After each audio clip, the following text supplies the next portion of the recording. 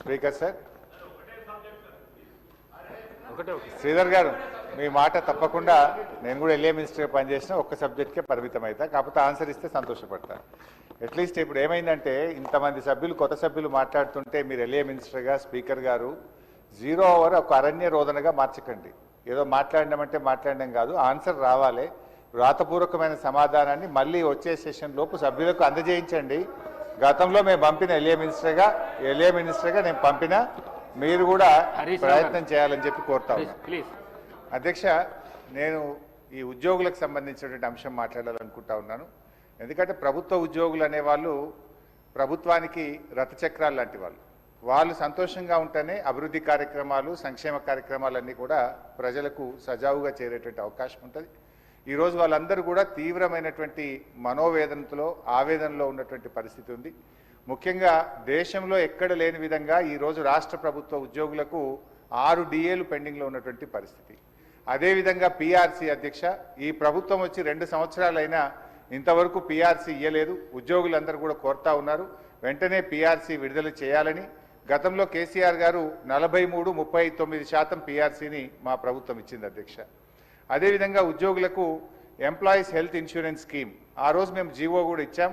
దాన్ని మీరు అమల్లోకి తెస్తామని చెప్పి మేనిఫెస్టోలో పెట్టి కూడా ఈహెచ్ఎస్ స్కీమ్ను అమల్లోకి తేలేదు. దాన్ని కూడా వెంటనే అమల్లోకి తేవాలి.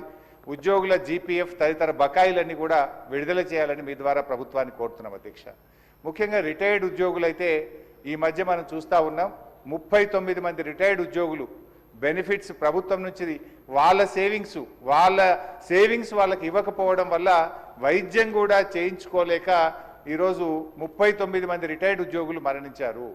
బీఆర్ఎస్ హయాంలో కూడా దాదాపు 15,000 మంది రిటైర్డ్ ఉద్యోగులు రిటైర్ అయితే వాళ్ళందరికీ మేము టైం మీద డబ్బులు ఇచ్చాం.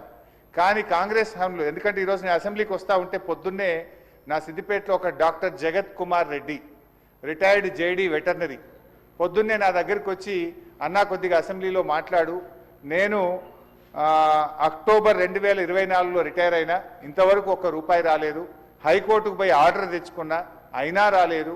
హైకోర్టులో కంటెంప్ట్ వేస్తే కూడా వాయిదాలు అడుగుతూ ప్రభుత్వం మమ్మల్ని ఇబ్బందులు పెడతా ఉంది.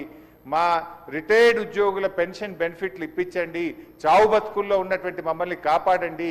30-35 ఏళ్ళు ప్రభుత్వానికి సేవ చేసినటువంటి రిటైర్డ్ ఉద్యోగులను ఈ రకంగా వేధించడం ప్రభుత్వానికి తగదు, దయచేసి ప్రభుత్వం దృష్టికి తీసుకుపోండి అని చెప్పి పొద్దున్నే నా ఇంటికి 7 గంటలకే వచ్చి కూర్చున్నాడు సార్. నేను బయటకు వచ్చేసరికి ఏంది ఇంత పొద్దున్న వచ్చినావంటే ఇట్లా ఉందన్న ఆరోగ్యం బాగాలేదని చెప్పమంటే బట్టి గారికి చెప్తా తప్పకుండా ఈరోజు నేను మాటించి వచ్చి ఈరోజు చెప్తా ఉన్నాను అధ్యక్ష. అదేవిధంగా అధ్యక్ష, సిపిఎస్ ఉద్యోగులను ఓపీఎస్గా మారుస్తామని ఆ రోజు కాంగ్రెస్ పార్టీ ఎన్నికల్లో హామీ ఇచ్చింది. మరి ఎప్పటిలోగా ఓల్డ్ పెన్షన్ స్కీమ్ అమలు చేస్తారు? మరి ఈలోపు గత 2 సంవత్సరాల నుంచి సిపిఎస్ కింద రాష్ట్ర ప్రభుత్వం కట్టాల్సిన కాంట్రిబ్యూషన్ డబ్బులను కూడా మీరు కట్టకుండా దాన్ని దారి మళ్లిస్తూ ఉన్నారు. అసలు కాంట్రిబ్యూషను కట్టలేరు, ఓపీఎస్ తేకపోవడం వల్ల 2 లక్షల మంది సిపిఎస్ ఉద్యోగుల భవిష్యత్తు ఈరోజు ప్రశ్నార్థకంగా మారుస్తూ ఉన్నారు. దయచేసి సిపిఎస్ కాంట్రిబ్యూషన్ కట్టండి, ఓపీఎస్ విధానాన్ని ఇచ్చిన మాటకు కట్టుబడి తక్షణమే అమల్లోకి తేవాలని చెప్పి మీ ద్వారా కోరుతున్నాం అధ్యక్ష. అదేవిధంగా పోలీస్ డిపార్ట్మెంట్లో కూడా అధ్యక్ష సరెండర్ లీవులు 5 సరెండర్ లీవులు పెండింగ్లో ఉన్నాయి. టీఏలు రావట్లేదు, డిఏలు రావట్లేదు, స్టేషన్ అలవెన్స్ రావట్లేదు. మొన్న ఒక జూబ్లీ హిల్స్ ఎలక్షన్ ఉంటే యూసఫ్ గూడ బటాలియన్ మాత్రం సరెండర్ లీవులు టీఏ డిఏలు ఇచ్చిండ్రు.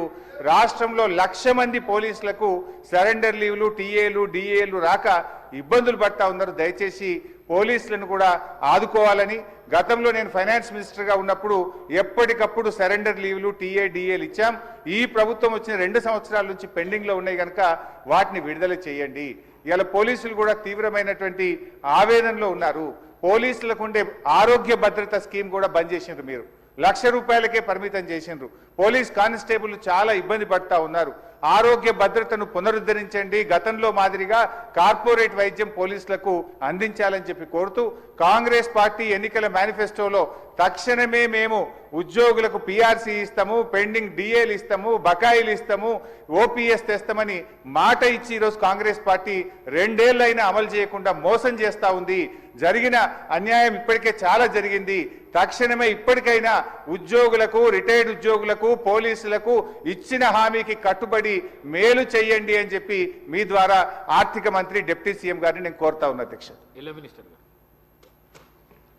అధ్యక్ష, గౌరవ సీనియర్స్ శాసనసభ్యులు హరీష్ రావు గారు ప్రస్తావన చేసిన అంశాలన్నిటిని కూడా నోట్ చేసుకున్నాం అధ్యక్ష. కానీ సభ దృష్టికి కొన్ని విషయాలు ఈరోజు హరీష్ రావు గారు వారి పార్టీకి సంబంధించి ఉద్యోగస్తుల గురించి వారి సంక్షేమం గురించి మాట్లాడుతున్నారంటే ఏ విధంగా ఉందంటే దయ్యాలు వేదాలు వలికినట్టు ఉంది అధ్యక్ష. ఉద్యోగస్తులకి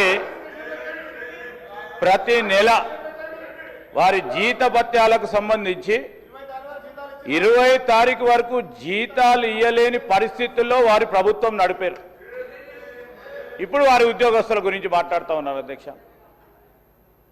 ఏదేమైనప్పటికీ ఉద్యోగస్తులకు సంబంధించిన సంక్షేమం, వారికి రావాల్సిన జీపీఎఫ్ కానీ, రిటైర్ అయిన పబ్లిక్ సర్వెంట్స్ సంబంధించిన అంశం విషయంలో ఒక సిస్టమ్ని ఏర్పాటు చేసుకొని వారికి ఏ విధమైన ఇబ్బంది రాకుండా అన్ని విధమైన చర్యలు తీసుకుంటామని గౌరవ సభ్యులకు తెలియజేస్తా ఉన్నారు. శ్రీ మాజిద్ హుస్సేన్.